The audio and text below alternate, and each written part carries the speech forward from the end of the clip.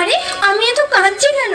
আর দাদা এটা কি করছে? তো সেই দিন ছিল আমাদের বংশমশাই নতুন স্টুডিওতে পুজোর দিন। এই দিন সবার মনে একটা আলাদাই আনন্দ ছিল। তবে চলো পুজোটা দেখানোর আগে আমাদের নতুন স্টুডিওটা কেমন হয়েছে সেটা দেখাই। তো বংশমশাই একটা শুটেই আমরা প্রথমবার নতুন স্টুডিওতে গিয়েছিলাম। আর হ্যাঁ, এটা দেখার পর আমাদের রিয়াকশনটা ঠিক এইরকমই ছিল। এন্ড গিয়ে দেখি তখনও ডেকোরেশনের কাজটা কমপ্লিট হয়নি, মানে শুটের আগেও ডেকোরেশন চলছিল। আর তোমরা জানো এই স্টুডিওর কালার, ওয়ালপেপার, ফার্নিচার থেকে শুরু করে সমস্ত কিছু ছিল ভাই আর গুনগুনের দুজনের পছন্দের। তো ফার্স্ট রুমে এখনো ডেকোরেশন করা বাকি ছিল। এন্ড এটা হচ্ছে আমাদের লিভিং রুম। এন্ড এটা স্টুডিওর আরেকটা সেকেন্ড রুম, যেটার ওয়ালপেপারটা আমার একদম অসাম লেগেছিল। তো চলো এবার তোমাদেরকে কিচেন রুমটা দেখাই, যেখানে তৈরি হয়েছিল বংশমশাইয়ের একটা নতুন ক্যারেক্টার। আর হ্যাঁ, স্টুডিওর আরেকটা জিনিস খুবই পছন্দ হয়েছিল, সেটা ছিল এই ডাইনিং টেবিলের পিছনে পোর্ট্রেটটা। এন্ড এটাও ভাই আর গুনগুনি পছন্দ করেছিল। এন্ড লাস্ট হচ্ছে আমাদের স্টুডিওর একমাত্র মিরর। হ্যাঁ, এটা আমাদের স্টুডিওর একমাত্র